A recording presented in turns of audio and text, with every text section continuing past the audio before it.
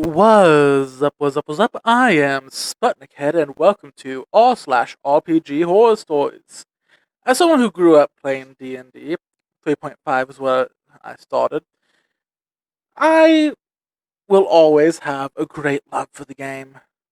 Anyway, today we are going to take a look at three, a couple of them short, stories from the subreddit, and I will give my opinions on them after I read them. Each individually, not at the end of the video, because that would be fucking annoying, wouldn't it? Just like me going on these random tangents.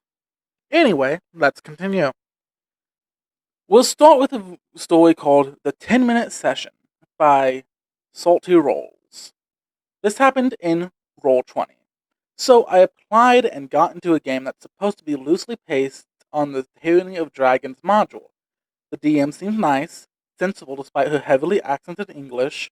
That's okay. I'm not a native speaker either. No problems during character creation or scheduling. That's usually good news. I'm a replacement. That's fine. What do you mean I'm ninth replacement? A bit of a locks socks situation going on. The session starts on time. We start roleplaying in the aftermath of a battle when the party meets my skulking kobold sorcerer. I have to go. Sorry, my family wants me to go. See you next week. A couple others. See ya. Me. What? This story only took a minute to read. Wow. But holy fuck! If you can only play for like 10 minutes, you shouldn't be playing that day. To me, this seems like a clear-cut case of them scheduling when they don't have the time. By OP being the ninth replacement in this campaign, I'm guessing this happened way too often for at least 8 other people. And, that's a broad range of how often it should happen, but first session, they really should have planned this better. Like, way better. Our next story comes from It's Just Me, Morgan. DM can't decide what to do, so attacks the party with a lich during party breakfast. So, our party was having breakfast in a keep, as you do when a player who left session 1 came in. For reference, this is like 8 sessions in, so we were confused to see him. He would still technically be a level 3 barbarian. Lawful good, by the way. So, he walks in, has something wrong with him, and apparently he was a lich the entire time. Yes, a big bad evil guy, super powerful wizard was in fact a level 3 barbarian. For reference, this DM claimed he knew everything about 5e, from monsters to spells. He didn't. So this lich has no phylactery and just fights the party. Cast power would kill on the ranger, targeted as DM gave them OP bows, so wanted to balance it. We revived them anyway, though, and proceeds to never be relevant again. No conversation, no danger either. So that happened. Holy fucking shit. Now, first off, that just sounds like a bad DM, and I'm sure you have more stories about him. Post them, please. I definitely want to read those. Also, really just random lich attack? Why? A level... Wow.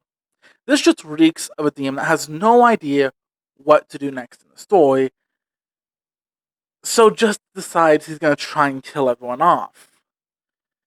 It's very flip the table, if that's the phrase I should use there. Now, I get if you want to have a bad guy randomly attack the party during what should be a peaceful moment. Stuff like that can be very surprising, and it's sometimes worth it to catch the party off guard. But a lich fighting what I'm guessing must be like a level 3 party. He didn't specify in the post, but anyway. And was pretending to be a barbarian before, or was a barbarian before. Either way, and then there's the fact that that the DM targeted a ranger who they gave an OP bow to because they gave that ranger an OP bow. Like, it's 5th edition, ranger isn't the best class in 5th edition. You shouldn't single out and target a character just because you gave them an overpowered item, and now you're like, oh crap, that's breaking the balance. Yeah, that's what happens when you give your players overpowered items. Jesus fucking Christmas trees. And our final story for this video, me joining a campaign comprised entirely of that guys, DM included. By user, your ass comforts me. This happened a year and a half ago. Just got off an amazing 2-year campaign with another group online, but I'm hungry for an IRL game. Run into some guys playing D&D in my uni cafe. This is my chance, I think, so I asked them to join and the DM happily agreed since 3 of their players quit. I now see why. They were just about to start an evil campaign, and I'd never played an evil character, so I jump at the chance. Names have been changed. Ted, DM. Austin, Human Wizard. Wes, Half-Orc Pugilist. Me, Half-Elf Blood Hunter. Julius, Mousekin Psionic. So the premise of this campaign was actually kind of cool. We're all sailing to this continent completely ruled by dragons. Hundreds of dragons rule over their own territories with designated neutral zones that the dragons cannot step into that are guarded by some divine protection. That's where the mortal races live. Untold riches, fame, fortune, blah, blah, blah. We're all there for selfish reasons, cause evil. My character is from a minor noble house that gets pushed around a lot, and he's tired of it, so he wants to go slay a couple dragons and bring back status and fortune for his family. First quest we go on is into a green dragon's territory to get some info from an NPC that lives in a village there. Some mortals ally themselves with dragons and are allowed to live on their land.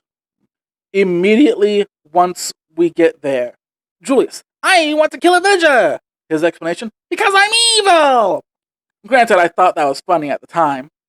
Now, one of the most annoying things about Ted, or DM, is his utter inability to stay on target.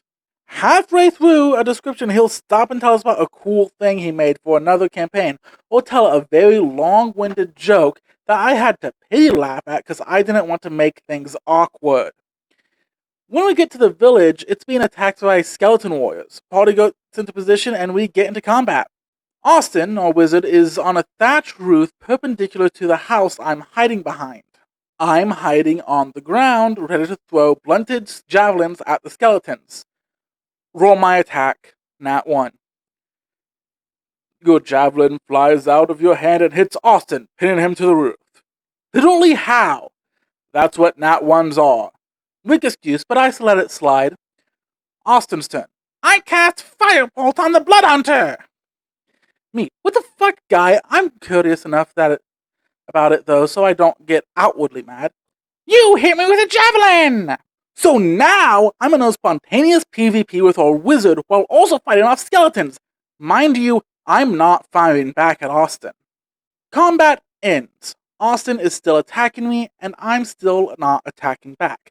I have to OOC ask him to stop after I in character told him to stop, and he didn't. This would not be the last time he attacks me. Talk to the villager with the info, make a deal to kill a necromancer responsible for the skeletons in exchange for intel. That night we level up and my character gets to make a pact for his blood hunter powers. DM is actually working with this roleplay sesh, and I roleplay a cool rite where my character lights a fire and cuts his hand to spill some of his blood on it and reaches out to shake his patron's hand. As patron, ew, I don't want to get AIDS, just take your powers and go. Verbatim. Well, fuck my attempt at roleplay, I suppose. I want to say I left there, but I didn't. This gets so much worse. Should I continue? And he does in part 2. So, after our party finished fighting the skeletons, then after the village and striking a deal with our informant, which Austin wanted to torture information out of, I decided to put my tracking skills to the test. We start following skeleton tracks because I put a lot of skill ranks into survival.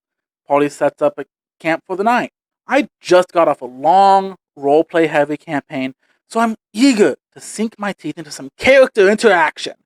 These guys are very clearly not used to anything other than hack and slash. I naively think I can change them. Austin, our wizard, once again brings up the javelin. I resist the urge to drop kick him. Now, I'm playing a lawful evil character who is also a noble, so I respond in a way that I think should de-escalate things while being appropriately haughty. I apologize for my mistake. Had it been intentional, I would have struck true.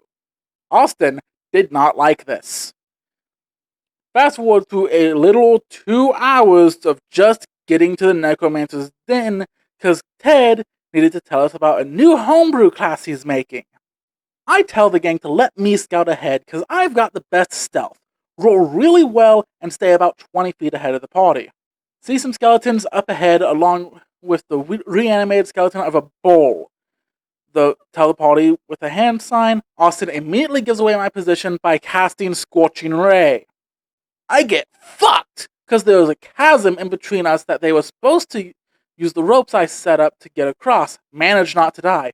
Julius comes in and yeets the skeleton bowl into the chasm. Fucking psionics. Austin is holding the potions. Rolls deception to lie to me and saying we ran out, which is exactly what you want at 3 HP. At this point, I'm deceiving myself thinking, okay, he's just playing an asshole. Get to the inside of the Necromancer's cave sanctum and Ted starts stalling. Should have saved that 3 times fast. I look at the man in the windows of his soul and just know he didn't plan on getting this far. Proceed to have a very generic fight with the Necromancer in which I have to play the range game because a sneeze could drop me. Coordinate with Wes to get some good hits in. Before I can deal the last blow, something happens.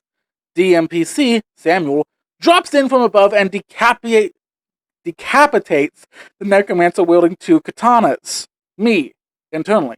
Fuck me, I've made a mistake. Samuel explains that he's been tracking this Necromancer for a while and thanks us for softening him up. I'm trying to ignore the glaring red flag. Austin and Julius find an item while I'm in the bathroom out of character. This is important. Later, when our characters return to the village, Austin and Julius put the belt of magical armor they found in front of the room my character got with a note saying it has +1 AC bonus. I put it on.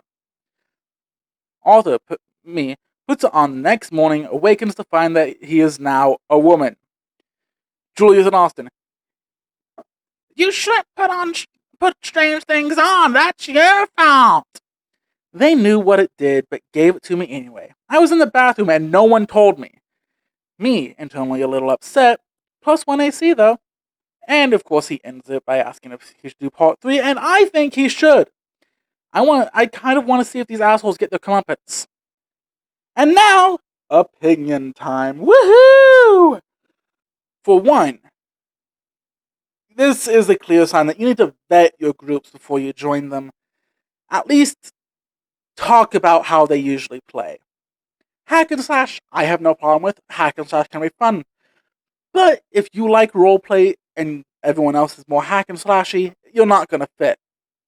The main issue here is that the people you joined are complete ass nozzles who seem to be treating the game as nothing more than their own personal joy factory.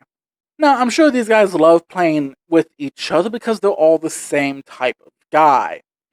However, I guarantee you, Austin most likely got annoyed about Samuel dropping in from the ceiling as well. I know I would have at least, because that is some fucking bullshit. I hate when DMs do that. The only time you should send a DM PC to kill the bad guy is when it's very, very plot relevant and your players can't defeat the bad guy themselves. Also, 2 katanas? Katanas are 2-handed weapons, for fuck's sake. Okay, I'm gonna get off that. Now also, the Nat 1 rule your DM uses is complete bullshit. For one, the wizard was on a completely different level than you. It's as if he was actively trying to get PvP started. Which, given that he seemed to have no plans of getting to the Necromancer, he probably intended you guys to end up killing each other. And like, the AIDS joke? Dude, why? For one, that doesn't fit in any D&D setting, especially with an all-powerful creature that would become a patron to a blood hunter. Basically, what I'm saying is it's just a bit edgy, and not in a fun way. And 2 hours in real time to get to a place in D&D, that is just fucked. Now, I do want to see what you post, OP, and I want to hear more stories about this group and see if they ever get some justice served to them.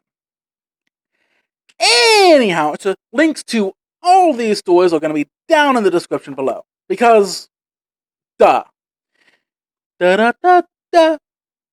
If you enjoyed the video, please leave a like. Any ideas or anything? Yeah, comment down below. And subscribe if you want to. I'm outie.